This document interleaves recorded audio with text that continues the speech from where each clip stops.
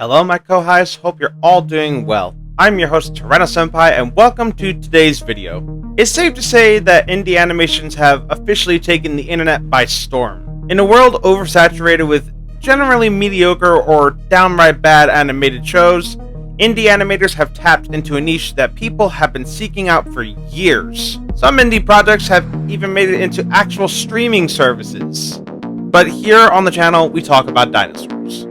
Unfortunately, there aren't a lot of indie animations for paleo enthusiasts. But the ones that do exist are phenomenal. And one indie animation series has captured the hearts, wonder, and imagination of dinosaur fans. The Dinosauria Series. Created by the talented David James Armsby, the Dinosauria Series combines 3D animation with 2D backgrounds. What really makes this series feature special is that while the dinosaurs are animated in 3D, they look like they're 2D. They're also scientifically accurate and also just pleasing to look at. I reacted to the series when it was first available back in September 2021, and I knew that I had stumbled upon a gem. So in today's video, I want to discuss my thoughts and feelings on the Dinosauria series, episode by episode. But before we do start, if you haven't watched the Dinosauria series, what are you even doing here? Go watch it now, and then come back to watch this. You'll be doing yourself a massive disservice by not checking out this masterpiece of paleo media. I'll have the link in the description down below to the playlist. Anyway, without further ado, let's dive into the world of the Dinosauria series.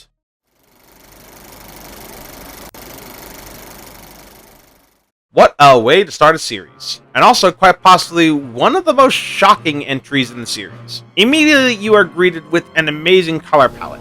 Pale blue skies, gray landscapes, pinkish red trees, and blood red rivers. It gives the short film a dark and primeval feeling to it, really setting the mood for what's to come. And the dinosaur designs are also quite nice. The animals themselves are the same kind of monochrome gray as the environment, but the main character of the film, an old battle-scarred Styracosaurus, is adorned with pink markings on his frill. The story of Old Buck is quite simple. The old buck fights against a rival male, attempting to show dominance in the herd. An easy enough premise to understand, and it's something that happens in nature today. But what makes this special is how the fight ends. The old buck throws the young buck onto the floor and stabs his nasal horn into the rival male's underside. It comes completely out of nowhere and is absolutely shocking. One thing to point out about the series is that it is not meant to be a documentary, but a fictional anthology series that features scientifically accurate dinosaurs as the characters. Even David Armsby himself makes a point in the behind-the-scenes video that this is just a dramatization, and apparently so do the other dinosaurs that watched the fight. A Paralambeosaurus that were watching nearby run away, and a Daspletosaurus actually makes a face like it's saying, "What the hell?" The fight itself is also quite brutal on its own, as the two combatants break each other with their frill horns. Honestly, I don't think we've ever seen Styracosaurus engage in interspecific combat before in paleo media. I'm not even positive if there are any papers published on how they would have fought because of their horn configuration, but I honestly don't really care. The fight is brutal and you can feel the power these animals unleash with each attack. What makes this even more fun is that the fight was choreographed by action figures, and not just any action figures, Beast of the Mesozoic action figures. The absolute best dinosaur figures to ever be made. Who would have thought it would have all come full circle when David Silva released an old buck figure? Speaking of which, I quickly wanted to talk about the behind the scenes videos that David Armsby has for every single episode. They are just as engaging as the short films themselves. They give backstory behind the animation process, the story development, the scientific accuracy of the animals, and even the inspirations behind the episodes. I won't say much about them, but if you want to know more about the creation of the Dinosauria series, I suggest you check out the behind-the-scenes videos. While Old Buck is one of the most dramatic entries in the series, it is still a very beautiful and entertaining short film. I can only promise you that it only gets better from here.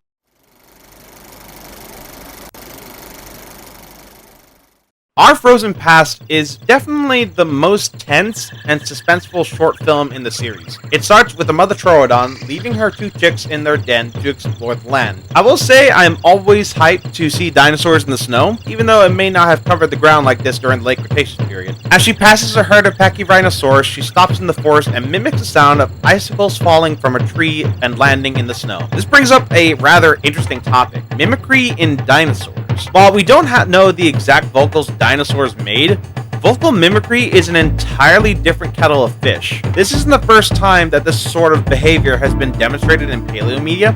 In fact, Dinosaur Revolution did it back in 2011 with their Rahanavis. We still have no evidence of mimicry in dinosaurs, but I think it's total genius that David Armsby gave a Troadontid, the most intelligent dinosaurs in the fossil record, the ability to mimic. As she continues her journey, she runs across a pair of Nanooksaurus. She tries to outrun the predators and escape into her den, but the two Tyrannosaurs track her down. Backed into a corner, the mother Troodon attempts to defend her brood in what's actually quite a suspenseful scene. Unfortunately, her efforts are in vain as one of the predators snatches one of the chicks. She continues to defend her only remaining baby, but the Nanooksaurus are too ferocious and too powerful for her to handle.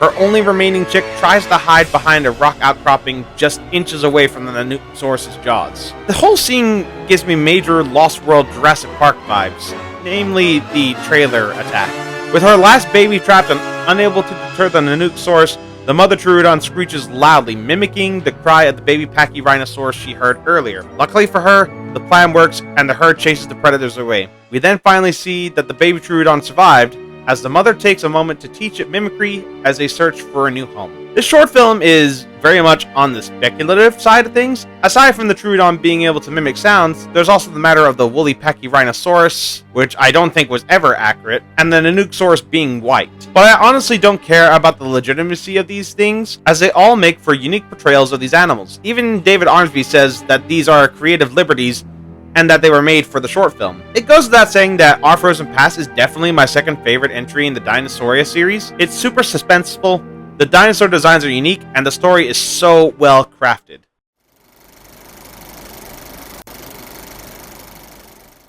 A More Itching Spring is a rather interesting entry in the series.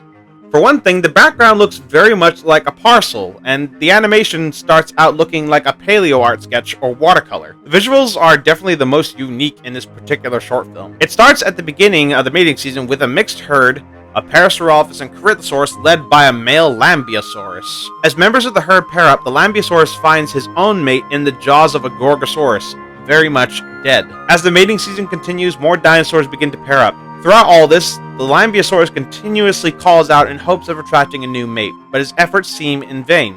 Finally, near the end of the season, the male Lambeosaurus finally hears a response and runs towards the sound, even pushing through the Gorgosaurus guarding her nest.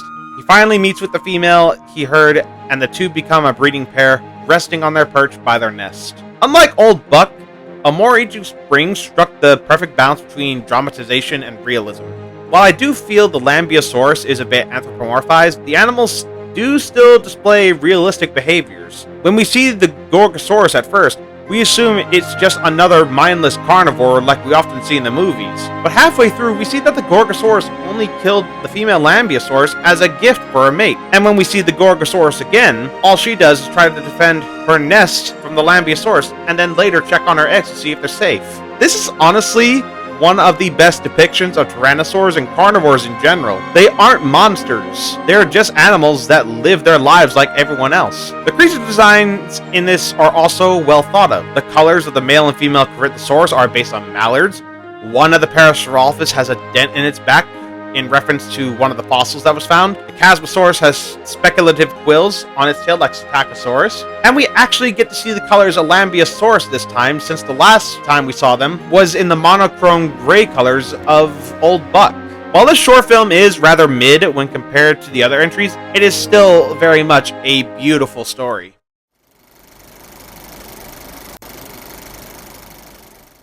The shortest short film in the Dinosauria series is also, in my opinion, my least favorite of the series. It's not to say it's bad, it definitely isn't. I was just never really a big fan of it. And there's also not too much to say about it. A flock of Geosternbergia look down at the sea from their cliffside perch. They're eager to dive down to catch fish under the waves, but they're also cautious of the prehistoric sharks and giant marine reptiles that may be lurking down below. One giant male Geosternbergia makes his way through the group and dives into the sea. The sharks don't give him much trouble and he snags a fish, but bumps into a Tylosaurus on the way to the surface. The Mosasaur circles the pterosaur, kind of like how sharks circle around when they hunt. The Geosternbergia rises to the surface and manages to take flight just before the Tylosaurus can leap out of the water and grab him. The rest of the flock follows the lead male and dive down, snatching the fish and returning to the sky. The male then lands on the cliff and swallows his catch whole. The story itself is quite basic and has 3 clear acts: land, sea, and sky. What sets this story apart from the rest is that despite this being part of the Dinosauria series, there isn't a single dinosaur in this short film. But like most paleo series, it is great to have one dedicated entry for just pterosaurs and marine reptiles, which I think are just as cool as dinosaurs. I think the series also has my favorite designs for Geosternbergia and Tylosaurus. The Geosternbergia looks and behaves like a very noble creature, unlike the spindly flying monstrosities we have seen in mainstream dinosaur films. It may honestly be my favorite design of a pterosaur. I can also say the same for the Tylosaurus. I love the black and white counter shading and just how much of a unit this thing is. Even though this is my least favorite of the Dinosauria series, it is still beautiful.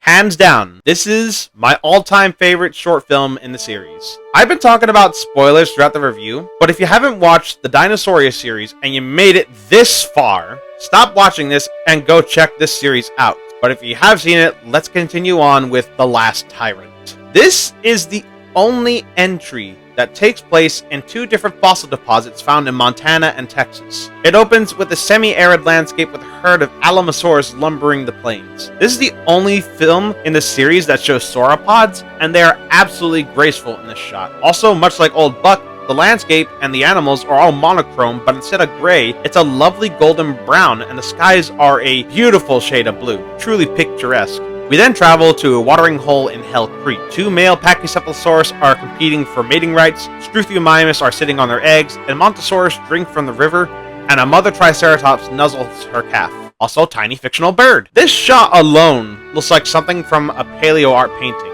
And then the absolute unit shows up, the one and only Tyrannosaurus Rex. The reactions are immediate. Every dinosaur around the watering hole stops everything they're doing and watches the huge carnivore as it walks to the water and drinks slowly. The scene plays out a lot like the watering hole segment in Prehistoric Planet with the Tarbosaurus. The huge predator takes one last look around and walks away, with all the other animals relaxing. I love this depiction of T-Rex. In every single documentary and film it's featured in, T-Rex is featured as a battle-hungry and invincible predator. And while it is awesome to see the tyrant lizard kick everything's ass, I also love seeing the gentler and calmer side of these animals. Like I said with the Gorgosaurus earlier in the review, this series has some of the best depictions of tyrannosaurs. And not only do we not see it attack all the herbivores in a violent rage, we learn that the T-Rex has a mate and has a clutch of eggs. I also love that they made the 2 individuals sexually dimorphic, with the male having larger crests above his eyes and an added detail of craniofacial biting on the side of his face. Also, just a side note, they're just so cute together. So far, it's beautiful, calm, and flourishing. The animals are acting out their daily lives, and everything seems peaceful. Until it's not. We all know that the ending on the non-avian dinosaurs is not a happy ending. A light shines brightly through the sky, and all the dinosaurs look up as it gets closer. Then the light vanishes over the horizon. A bright flash of light. And then darkness. What we see next is possibly the most traumatic depiction of the KPG event. The bright and calm blues of the water and sky have been replaced with a harsh red. It's as if the planet was bleeding and taking the dinosaurs with it. It straight up looks like the apocalypse. We see a mass graveyard of Struthiomimus, Pachycephalosaurus hiding from acid rain, and the Triceratops calf trying to wake its dead mother. We also see the tragic events that have befallen the T-Rex family. The female unfortunately had to resort to cannibalism and killed her mate, who lay partially eaten by the nest. Their young dead before they could hatch. We then see a lone Alamosaurus wandering through a barren wasteland, calling out in an attempt to find its herd. Malnourished and weak, it stumbles upon its herd, but they've all died. The last Alamosaurus stumbles and collapses. We finally get one last shot of the T-Rex, now dead. The age of the dinosaurs is over. Millions of years go by, as we watch the T-Rex fossilize. It's now modern day, and we see the legacy the dinosaurs left behind as a crow lands on the skull of T-Rex. It then proceeds to show a museum, and I'll say this, what a finale. Most of the time we focus on how tragic the extinction event of the dinosaurs was, but the third act of the short film shows that the dinosaurs have not been forgotten, that we celebrate prehistory through art, cinema, and museums. And as if it couldn't get any better, we get a flashback sequence of all the previous episodes. The old buck standing proudly as he watches over his herd, the mother Troodon and her chick roaming the snowy fields of Alaska, the male Lambeosaurus playing with a very adorable baby, the flock of Geosternbergia flying high in the air, and even the female T-Rex attacking the mother Triceratops, showing how the herbivore got her scars. The film ends with a panning shot of a mounted T-Rex skeleton, and then fades to black.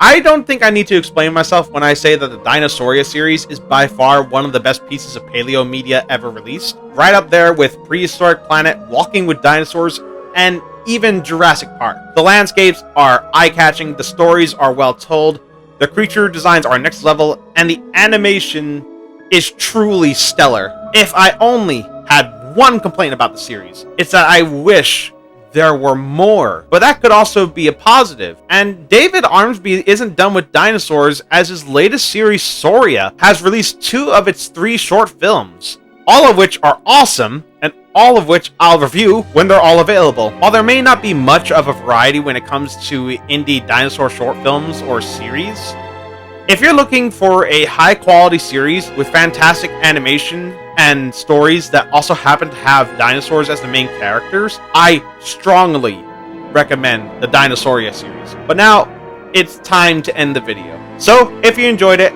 leave a like, subscribe today, hit that notification bell so you don't miss anything new. All of my links are in the link tree in the description down below. And until next time, this is Tyrannosaurus signing off. Alright then, take care now. Bye-bye then.